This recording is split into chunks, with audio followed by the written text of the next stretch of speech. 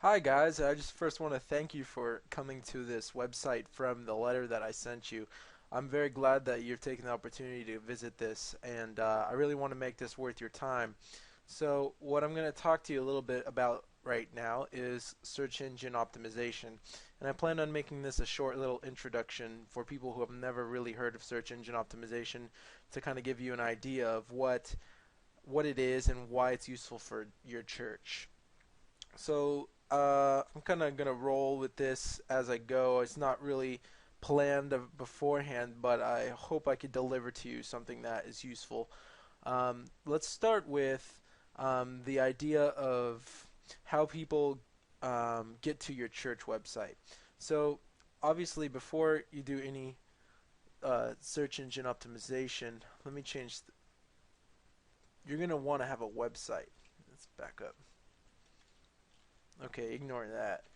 Let's say you need a website first. Okay, a website is essential before you do anything about search engine optimization. SEO just basically is the act of getting your website high on the search engine rankings. Now, why is that important?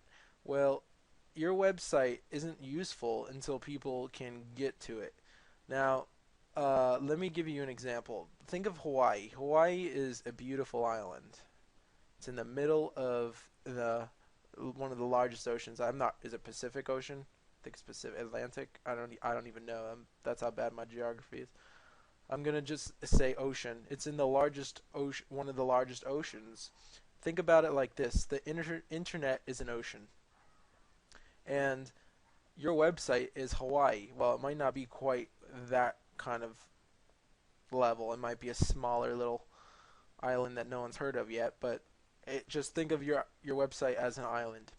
If there were no plane flights that were coming into Hawaii, then it wouldn't really be a popular, or it wouldn't really be as useful as it is now. It wouldn't be as highly valued as it is. No one really would say, "Oh, talk about Hawaii," and no one would be ravished to go there. And oh, I'm going there on my honeymoon. Oh, Hawaii. Oh, Honolulu. Yeah, surf. Yeah. No one would be saying these things because no one would have ever been there. And that's basically what your church site is like until you start building links to it. And a link is the equivalent of plane flight. So, well, I think that that's a pretty good analogy. Now let's think of another analogy. Let's say you had a Hawaii, but it was even better than it is now. So there's like crazier volcanoes and better surf and it's just like crazy awesome restaurants and it's just like twice the quality of island. Now, what if it was like that, but there were absolutely no plane flights coming there? So that wouldn't be very useful at all. It would be actually very useless. Now, this is just an analogy of a website. So these are two situations, okay? You have one situation where there's a bunch of links to your site, okay, and it's valuable. Hawaii, great destination, lots of plane flights equals success. Great destination, even amazing destination on this side, twice as good as the other Hawaii, but no incoming links. Now that is failure. And this is the art of SEO. It's like building networks to your site. Now I want to show you a little bit live here what this means and how it plays out on the internet. So I'm at Google, and Google is the way everybody searches for anything. If you really Google is how people get to any site. If you do not know where to go when you turn your computer on, you don't know how to browse to a website, or if you're looking for something in general, the first thing you do is go to Google. Um, if you made a little blog, a little personal blog, no one's really gonna know about it until you give them links, like your friends' links. It just doesn't work like that. People just don't know addresses to websites. I mean, there are some websites that are just so popular, everybody knows them, and Facebook, Gmail, Yahoo, MSN, CNN.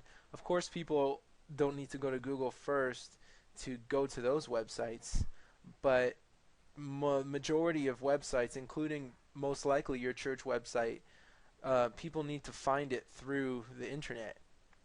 And if a huge a huge thing um, is is marketing through the internet, because now people go to Google when they need something.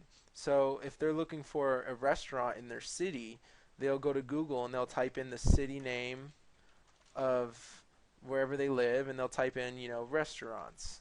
See? And what they'll get is a bunch of results. They'll get these Google Map results, and they'll get okay, these results, these natural listings, and this is how people find things. And this is the same with churches. So someone will go, and bear with me, they'll go Santa Clarita churches, and what they'll get is they'll get listings here, and this is how they'll find a church. Now, let me just tell you something. Um, Getting here, when you're up here, it's like basically you're getting a prime spot, because when you're on top of Google, you stay on top of Google. It's like a permanent ad. There's no payments you have to make to stay on top of Google. The art of getting on top of Google is what is important in the beginning, and that takes time and effort, and that's what I do at Church Web Zone and my group of guys do.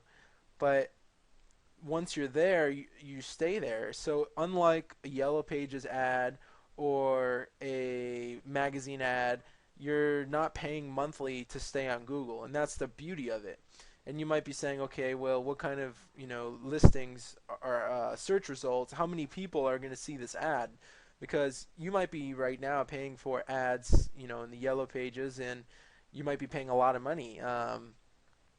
But you might be saying, okay, so is it going to be cheaper to do it on Google, and how many more people are going to see it?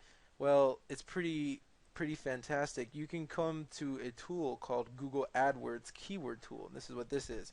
Now, if all this is way too much for you, just stick with me here, because what I'm going to show you is pretty phenomenal right here, and I think this might be worth your time just to see this.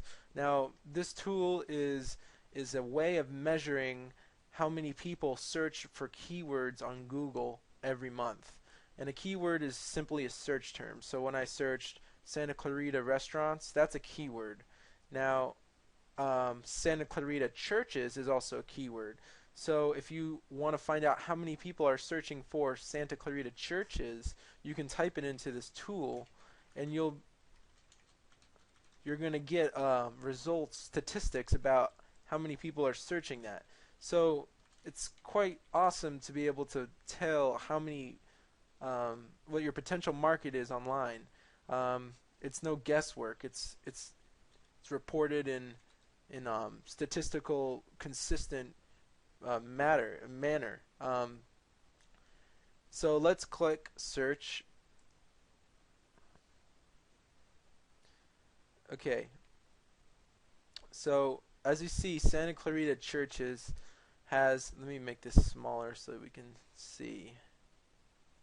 Santa Clarita churches, the keyword, has 1,000 searches per month. So that's pretty high. I mean, that's a lot of people searching per month for a keyword. Now, I remember doing this before, and I tried Santa Clarita Church. I think churches was the odd term. I think the better term is Santa Clarita Church. Yeah.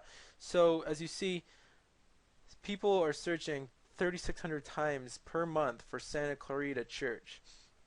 Now, in my business and in search engine optimization, there's something in marketing in general. There's this thing called a buying keyword. Now, a buying keyword, I'm not going to teach you SEO, but I just want you to understand something, and that's a buying keyword is something that when people are looking for it, they're searching it, it's their interest is already in following through with it. Do you follow me? So if I was going to Google and I typed in guitar, I might be looking for tabs, tablatures. I might be looking for YouTube videos. I might be looking for guitarists or background on Les Paul or about Gibson guitars. that's such a general keyword that you can't really it's not as valuable as a keyword such as Santa Clarita Church. Because let's analyze this keyword, Santa Clarita Church. This has, first of all, a location, Santa Clarita. So everyone's searching for it. The only reason they'd be searching for it is if they're doing research for where they live now or where they're about to move to. Now, church. So now you're seeing they're searching for a church within Santa Clarita. Now, the percentage of people looking for this keyword, or most people who are searching this keyword, are actually looking to join a church. You can count on it as being a buying keyword. It is specific. It's not general.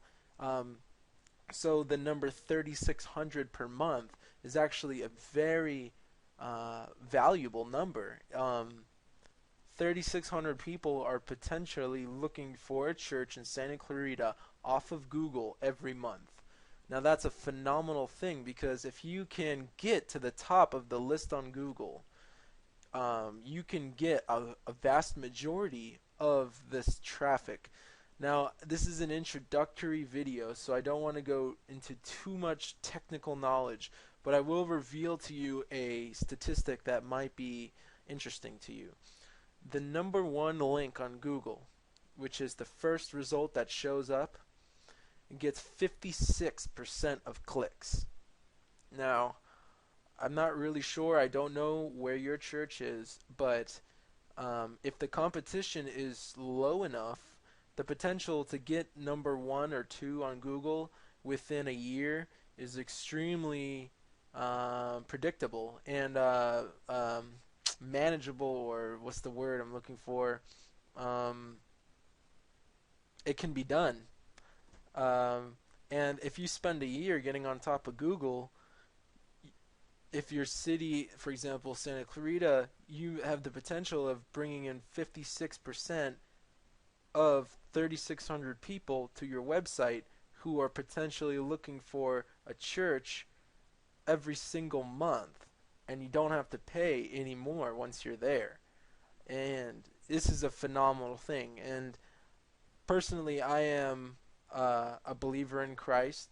I wouldn't be specifying my SEO work towards churches if it wasn't for my conversion into Jesus Christ and offering my gifts to the church. This is what I feel I'm called to do.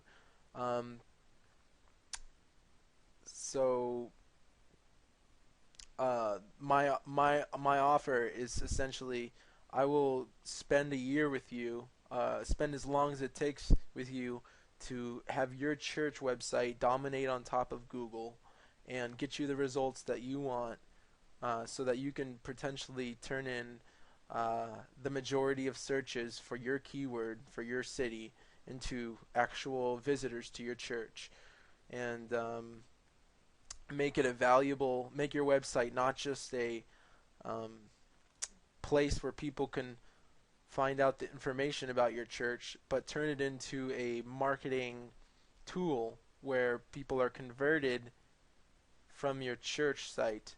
So the result would be people go to Google, find your church site, and then visit your church. Instead of just having it as a website where you can tell your congregation in a message, oh, you can always visit the website for another message, which could be useful, but if just telling them, this is where you can go to visit our site, you use it as a tool to bring in new people. And that's what I believe the value of church websites is actually using it as a converting tool and not a informational tool. You can give out sermons on your website, of course, and make it a great place for your congregation to go visit, to check out notes and check out sermon audios and multimedia and packets and events and tithe online and all this great stuff. But it primarily should be a way to bring new people to your church. That is essentially the value of a church website. Now this video is getting long, and it's about 15 minutes, so I want to thank you for your time. I want to thank you for considering my services, for following through with my letter and coming to the site and checking out this video and just giving me 15 minutes of your time. very thankful of that, and I hope I can work with you in the future. Thank you very much, and I'll talk to you later. Bye.